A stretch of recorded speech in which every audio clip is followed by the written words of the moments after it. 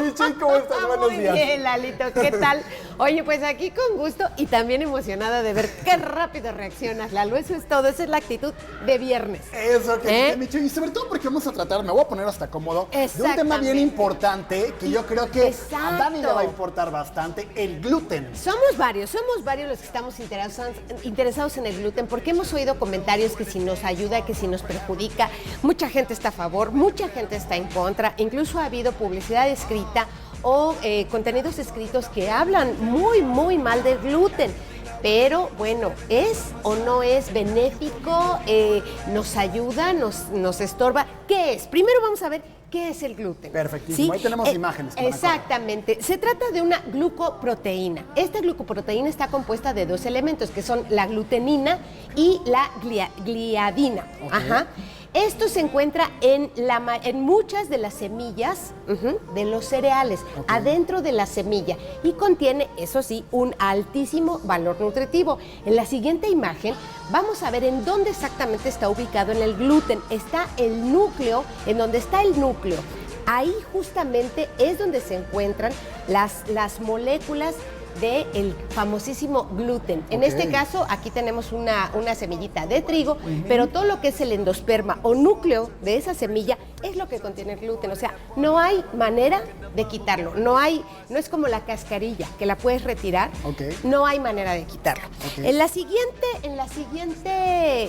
gráfica podemos ver en dónde está, qué lo contienen, porque hay muchos mitos.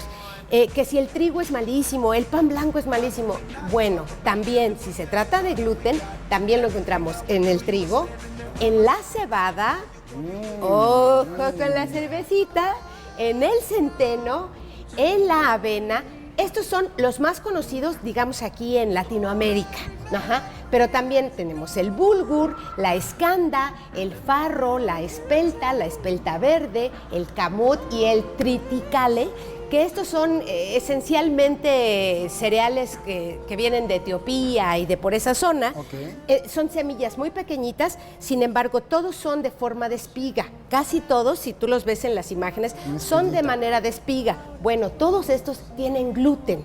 Entonces, no nos podemos confiar de que no, pues yo porque no como pan blanco ya la hice. No, o sea, hay muchas maneras de obtener el gluten. Yo conozco a alguien que dice, no como gluten, pero el fin de semana, miren, la chela a todo lo que da. Entonces, ojo con eso porque no es así. O sea, si eres celíaco, si tienes la enfermedad celíaca, entonces tienes que evitar todos esos elementos. Ahora, ¿cuáles son las características del gluten? ¿Cómo lo conocemos? Es una sustancia pegajosa que nos va a ayudar como a unir elementos de lo que constituye el pan.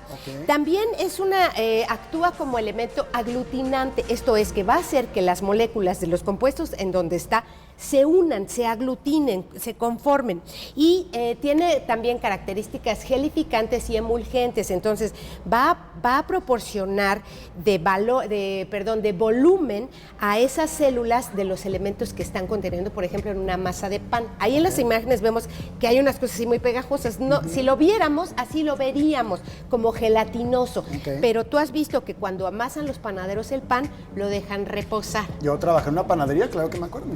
Bueno, pues tú sabes que con la fermentación la masa leva, y esta levación o elevación de volumen es debido a que los gases de la fermentación quedan atrapados entre la masa. Así es. Ajá. Y entonces cuando levan, lo que tiene el gluten es que hace efectivamente que ese volumen no se pierda, porque una vez ya cocido, la consistencia queda muy firme. Entonces, todas esas moléculas que se atraparon de aire quedan ahí y da la esponjosidad a los panes. Por eso se ve súper así. Exactamente. Es por eso que la panadería, la repostería aman el gluten. Sí, claro. No lo pueden evitar porque no hay otra manera, no hay otra manera. Ahora, fíjate muy bien, Lalo, aquí lo que vamos a tratar en el siguiente punto, que es muy importante, es, bueno, ¿qué alimentos lo contienen? Fíjate muy bien. Encontramos que no nada más es el pan blanco, también las pastas, el espagueti y todo eso que nos gusta, la cervecita,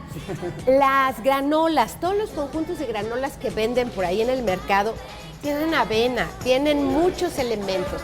Tienen, por ejemplo, el muesli, la otra mezcla, también contiene muchos otros elementos, sorgo, trigo. La salsa soya, ojo, mucha gente dice, no, yo como mucho sushi porque me encanta el arroz y así no como trigo. Pulvalos, no. Sí tenemos que evitar el consumo de la soya si tenemos la enfermedad celíaca. ¿Por qué? Porque se fermenta con trigo. Ojo, también es un elemento que los celíacos deben evitar. Los embutidos. ¿Por qué los embutidos? Vas a decir, ¿y ahí dónde? Exacto. Muchos embutidos se trabajan con almidones que provienen también de harina de trigo. Entonces, cuando los trabajan con almidones, contienen trigo. Entonces, ojo con los embutidos. También nos encontramos algunos compuestos de semillas, de condimentos que nos venden en los supers, que ya viene la mezcla para condimentar carne de no sé cuál. La mezcla para... Bueno, ojo con esas mezclas, ojo en saber qué tienen. ¿Por qué? Porque muchas veces en el contenido de la botellita vienen elementos con gluten. Ojo con las semillitas con las que estamos aderezando nuestra carnita, nuestro pescadito. Es importante conocer qué contienen. Hay que leer etiquetas. Y también en algunos incluso chocolates, chicles y dulces tienen gluten. Dios bendito. Ojo, hay que aprender a leer nuestras etiquetas, ¿no? Por eso es que la regulación es bien importante. Ahora, ¿por qué rechazo? ¿Por qué viene el rechazo al gluten? Ya sea que tengas la enfermedad celíaca o celiaquía o alguna intolerancia al gluten. Okay. Esto es importante definir, porque si nada más eres intolerante al gluten, bueno, puedes decir, le bajo a mi consumo. Pero si eres celíaco, le bajo a mi consumo a lo mejor de trigo, que es lo que mucha gente dice que, ay, que el pan, bueno. Pero si tienes la enfermedad celíaca o tienes celiaquía, entonces sí es importante tomar a rigor todas las medidas, porque esta es una enfermedad de tipo inmunológico, ¿sí? En donde el rechazo al gluten es absoluto. O sea, no hay vuelta de hoja, no se acepta, punto. La gente se pone muy mal. Los síntomas pueden ser migraña, reflujo, anemia y dermatitis. Esto puede ser provocado por causas congénitas o bien por cuestiones ambientales. Incluso, ahora, ¿qué es la intolerancia? La intolerancia al gluten es muy diferente, no tiene tantas consecuencias como es la celiaquía. Sin embargo, viene la suspensión de la digestión o la distensión estomacal. Así es. Tú has visto muchas personas que toman mucha cervecita, mucha, se les va inflando la pancita. Igual a los que comen como mucho pan, se les va inflando la pancita. Esto pasa cuando todos aquellos que comemos gluten en demasía y no lo podemos digerir con rapidez, se nos va distendiendo el estómago. Ahora, ¿cuál es la solución? ¿Qué medida podemos tomar? Evitar el consumo. Evitarlo. Claro. No hay de otra, más que evitar el consumo. ¿Quiénes lo van a evitar? Aquellas personas que tienen esa cualidad de tener esa sensibilidad muy desarrollada por el gluten, o bien las personas que tienen la enfermedad celíaca. Okay. Los demás, los que tienen un buen funcionamiento del tracto digestivo, no pasa nada. Okay. No pasa nada mientras no coman en exceso. ¿Por qué? Porque viene la harina acompañando. Porque muchas veces la gente lo hace por moda, por seguir también de cierta manera un régimen alimenticio de cierta manera sano. Más sano o más bajo en carbohidratos, pero no es nada más el carbohidrato lo que están evitando, ¿no? Sino aquí en este caso específico es el gluten. Perfecto. Ajá. Ahora, ¿qué opciones puede tener la gente? El maíz, buenísimo, o sea, no tiene gluten. La tortilla, por ejemplo. Exactamente, el arroz, el amaranto, que está muy de moda, que es buenísimo y que tiene cualidades maravillosas, ¿sí? Está el sorgo, está el mijo, por ejemplo, véngase mijo. No es cierto, véngase mijo para acá. No, son granos diferentes que nos pueden servir, cereales, perdón, diferentes, que nos pueden servir para sustituir. También tenemos otras opciones, como por ejemplo el alforfón. El alforfón es una especie de trigo sarraceno, así se llama.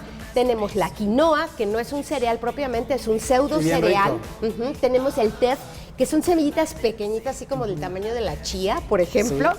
La chía no la podemos hacer masita porque si nos sale muy caro, pero podría ser. Tenemos la opción de los frutos secos, nueces, cacahuates, almendras. Todos estos son frutos secos que podemos utilizar